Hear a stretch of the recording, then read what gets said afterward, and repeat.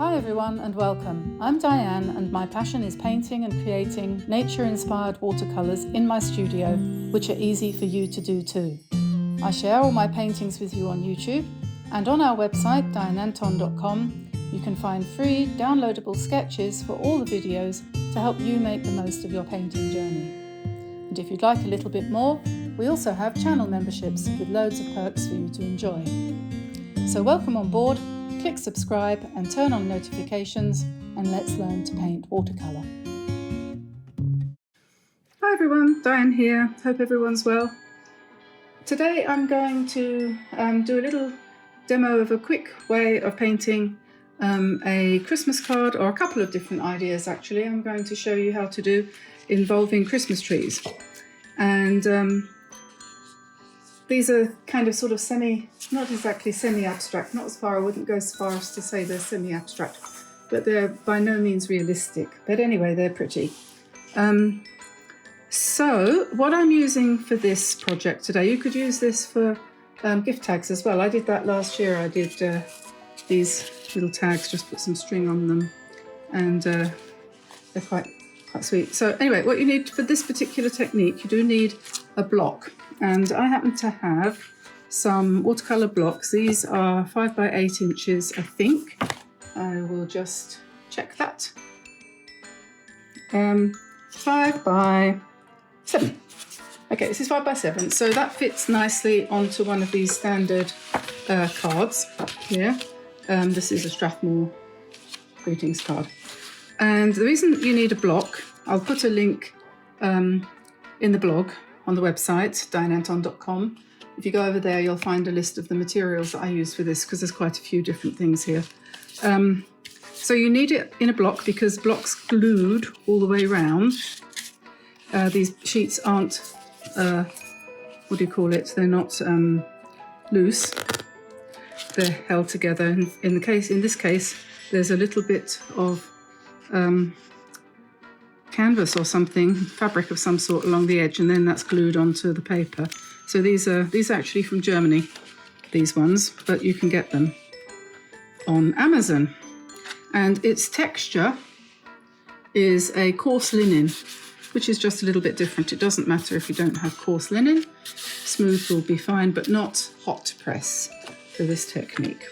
So this is really easy and be nice to do with children. You just need a little bit of patience. So the thing is, what you should do really is more than one at a time, because that way you don't get so fed up with waiting. So when you go online and you want to buy some of these things, I don't know if you can get this exact same one, but anyway, so I've got 3 of them. Aren't I lucky? I don't know where they came from. I think someone must have given them to me. So my suggestion would be that the first step, if you want to make more than one card, the first step is to wet all 3 of them and then put the first layer on and wait for it to dry, because the second step, not completely dry, the second step is you have to do it on damp paper. Right, so I'm just using a spray bottle here to spray some water on, and then I'm going to pick up some green. I think this is what do you call it? Hooker's green. And then I'm just doing the background, and I'm just painting loosely and irregularly. I'm not smoothing out. You could smooth it out if you wanted a regular background, but I'm a bit irregular. Pull that water down. I like irregular, but make sure you go right to the edges.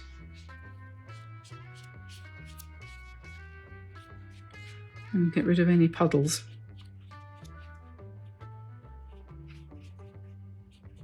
So you want basically a little bit more colour than you think you're going to need, because it always dries lighter, and this is a colour that particularly dries light. So you put that one aside and I'll do another one. And what you want to do is you want to wait until the shine goes off.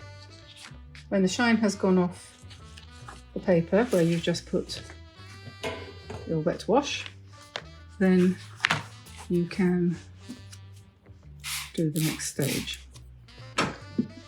In other words, the shine goes off when it's partially dry and the paint has been absorbed.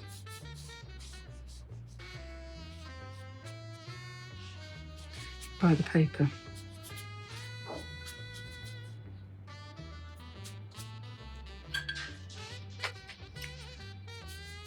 Terrible weather here today. It's been blowing a gale all night, and this is amazing, we had some snow. It never snows here. I always remember when we first moved here, I asked my next door neighbour, who is, God rest his soul, he's not with us anymore. I said to him, does it snow here ever? And he said, never. And it really doesn't. We had one, it didn't. We had one year when we had a lot of snow, 2010. But normally we don't have any, and never in November. Okay.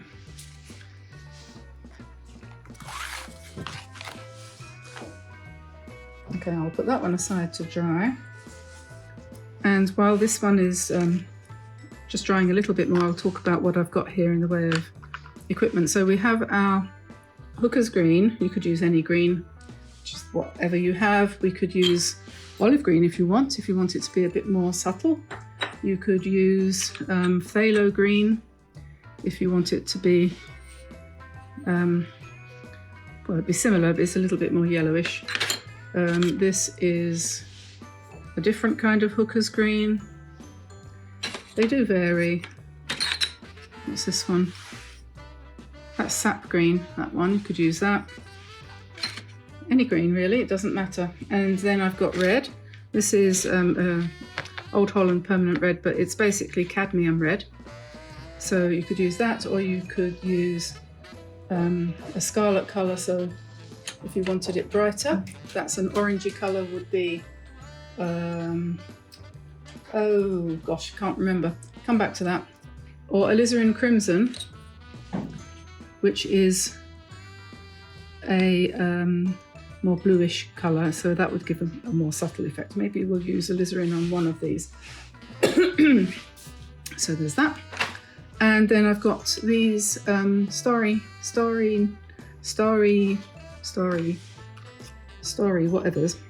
colours from Kuretake. There's other people who make the same kind of thing. I'll put a link on the website. And these are sort of just metallic golds and silvers. Then I've got this, which is glitter glue, which is basically a bottle of glue with glitter mixed in. Apologies to people who aren't glitter girls, you just leave it off. But it actually is quite fun to use. And then my brushes, I've got large round. This is a size 14 DRAWELL nylon round brush. You could just as easily use any other round brush. I also have a set of ZEN ART nylon brushes too. They have a good deal where you get, I don't know, 6 brushes for $20 or something. So they're quite good. These ones come from Japan. You can order them direct if you're interested in doing that. Okay, so what we're going to do first, what else have I got here? Is that it? Yeah, I think, oh yeah, brushes. The other brush I'm going to use is a sword liner. I'm going to use that for flicking the paint on. And you could also use a rigger. There's a rigger in the ZEN ART set. This is a rigger. It's got hairs on it that are longer than the usual. Some riggers are longer than others. This one's not so very long. That's why I like the sword liner. The bristles are, the hairs are twice as long as a normal brush. So having let the shine go off, I think you can probably see the shine's gone off. having let the shine go off, I'm going to pick up some thick colour, thick of the same colour, and I'm just going to draw Christmas tree shaped triangles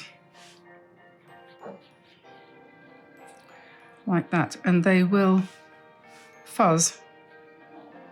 And we're going to vary the size and have perhaps one going off the page up here. And you really don't want them accurate in any way, so just paint them however you feel.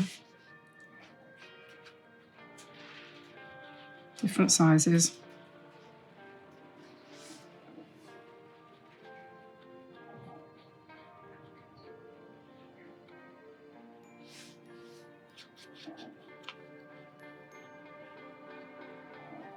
Maybe different darknesses.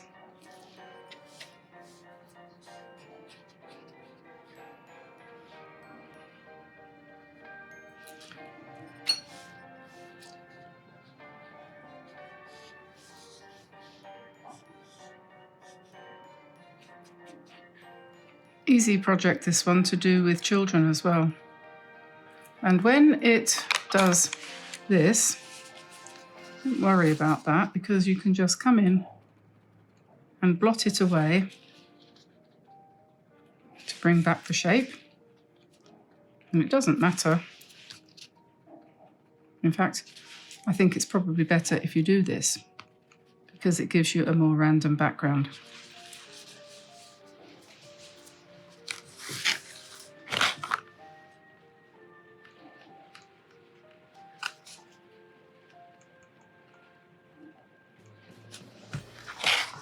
And don't worry about it looking a mess at the moment.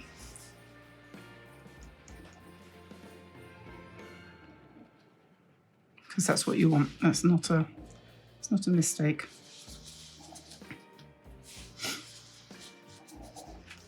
Okay, so that's that, and maybe you might want to put a little bit more in these ones down here that are a bit imperfect.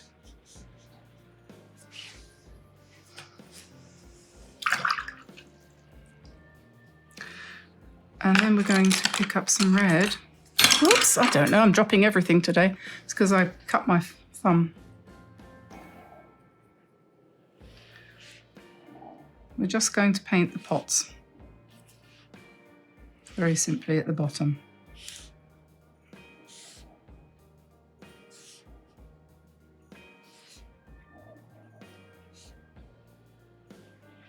Like that. If you're going to do more than one, you probably don't need to wash your brush off. That's a size 5 or 7. And then at this point, now we're going to take our rigger or sword liner. And you've got different things you can do here. You could use white for the sort of effect of snow. If you haven't got the shiny colours, just use white. Or you could mix the white, like I'm going to, with the shiny. And whenever you do your spattering, a couple of things, it's probably better to stand up. Don't do it right next to your computer like I have. I've now got white dots all over my MacBook screen, which is just not ideal. Just adjusting the amount of water and paint.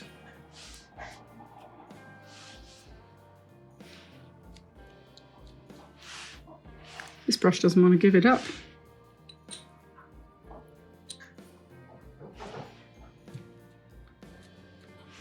We have, oh, I already said that. We had snow last night. That's what's made me think of doing this. There we go. Finally.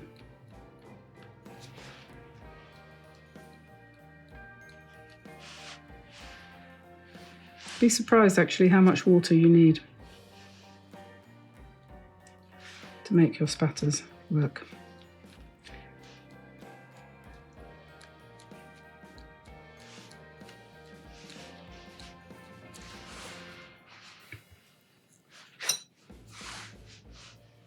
And then I'm going to switch to the gold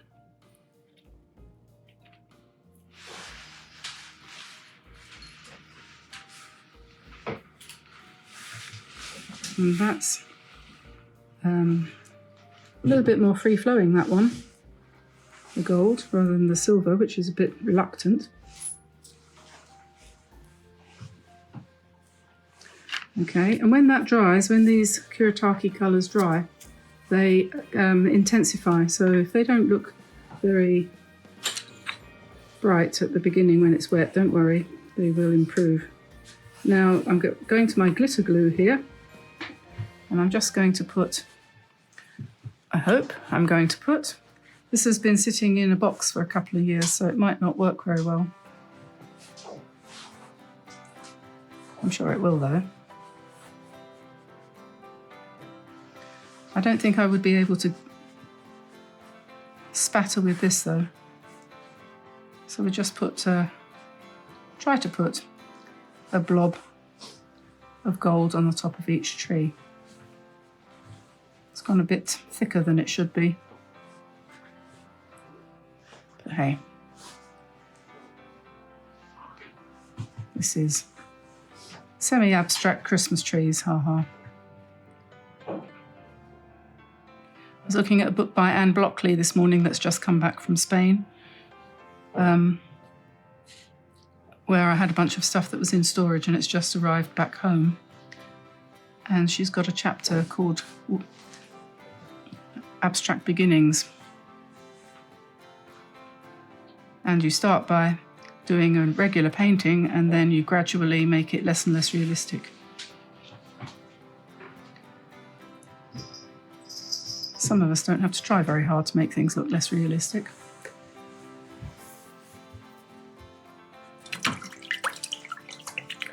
Okay, so now I'm going to let that dry. So that's dry now. I've just subjected it to a little bit of hair drying to make it speed up a bit. And now I'm just using a paper knife, you know, one of those things you use to open envelopes, to cut off the paper from the block. You just need to be careful on the corners. And then, as I said earlier, this one's got a sort of fabric strip around the outside edge. And if that doesn't come off easily, you might want to use a knife if you get something like this. But I have a funny feeling that this is a system that most generally isn't used these days. So there we are. And then what I would do next is I would take one of these Strathmore cards and then just stick it on with glue or with, what do you call it, double-sided sticky tape, like sellotape with sticky on both sides. And this was my trial one that I did earlier. And then you can write your greeting on there, or you can put the greeting on the inside. So that's that one. Also, you could use it as a gift tag. And for example, literally, or a bookmark.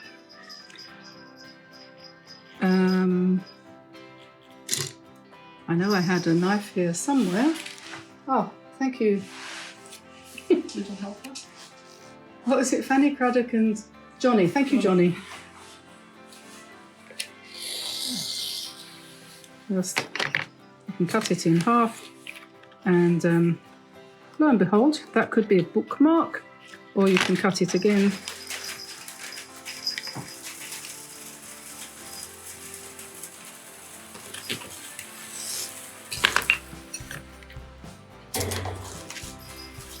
And it becomes a gift tag. I did that last year. They always turn out differently. I put a piece of string through the hole at the top there, and then you can fix that to your gifts, and it's actually quite nice,